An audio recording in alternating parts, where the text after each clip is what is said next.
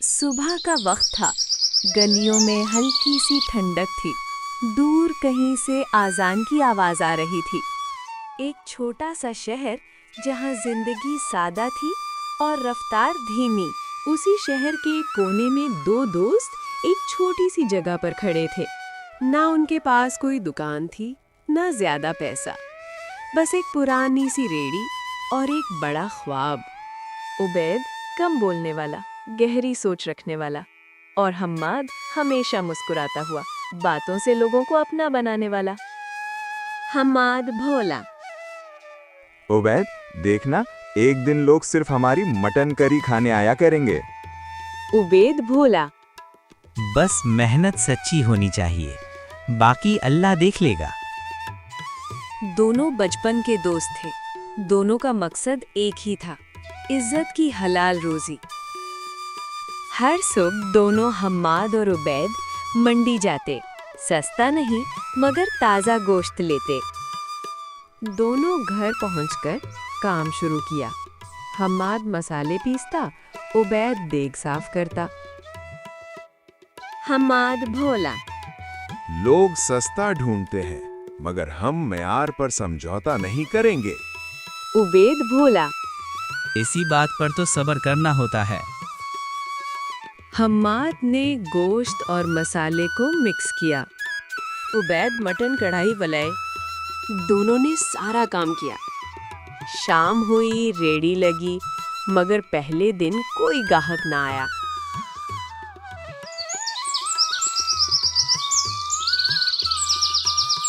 दूसरा दिन आया। लोग रुकते, देखते और फिर आगे बढ़ जाते। हम्माद भोला। शायद हम बाजार में देर से आए हैं। उबैद भोला। हर चीज वक्त लेती है हम्माद। तीसरे दिन एक छोटा सा बच्चा रुका। एक प्लेट दो। एक चम्मच कली चखे और दौड़कर घर गया। अपने अब्बू को ले आया। ये है करी वाला। एक प्लेट दो। उसने भी एक चम्मच करी चखी। बेटा, कड़ी बहुत नरम है, लगता है दिल से बनी है। उस दिन पहली बार किसी ने दिल से तारीफ की। उसे गाहक के जाने के बाद रेड़ी के सामने भीड़ लगने लगी।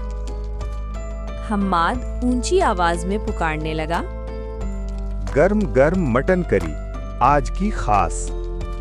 गर्म गर्म मटन करी आज की खास। उबैद खामोशी से काम करता रहा, मगर उसकी आंखों में चमक थी। उस रात जब दोनों रेड़ी बंद करके गए, गली बिल्कुल सुनसान थी। हल्की सी आहट, जैसे कोई चल रहा हो। उबैद भोला। हम्माद, तुमने कुछ सुना? हम्माद भोला। नहीं यार, शायद हवा होगी। मगर हवा इतनी तेज नहीं थी।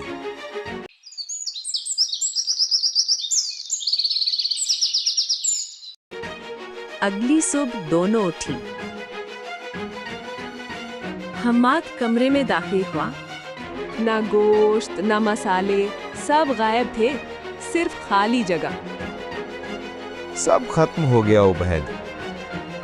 उबैद ने कुछ देर जमीन की तरफ देखा, फिर आहिस्ता से बोला, देग चोरी हुई है, हमारा हौसला नहीं। दोनों ने फिर से शुरुआत की। नई देग ले ले, नई उम्मीद। रेड़ी पर एक तख्ती लगाई गई। तख्ती पर लिखा था, ये मटन करी मेहनत से बनती है। लोग रुके, कहानी सुनी और दोबारा आने लगे। बाद में पता चला सामने वाला होटल पर कोई नहीं जाता। एक पुराना होटल वाला हसद में ये सब कर रहा था। आज उबैद और हम्माद एक छोटी सी दुकान चलाते हैं, मगर वो रेहड़ी अब भी संभाल कर रखते हैं। ये रेड़ी हमें याद दिलाती है कि हम कहां से शुरू हुए थे। और ये भी कि सब्र का फल गरम होता है, बिल्कुल मटन करी की तरह। محنت کبھی ضائع نہیں جاتی، بس وقت پر پک کر سامنے آتی ہے۔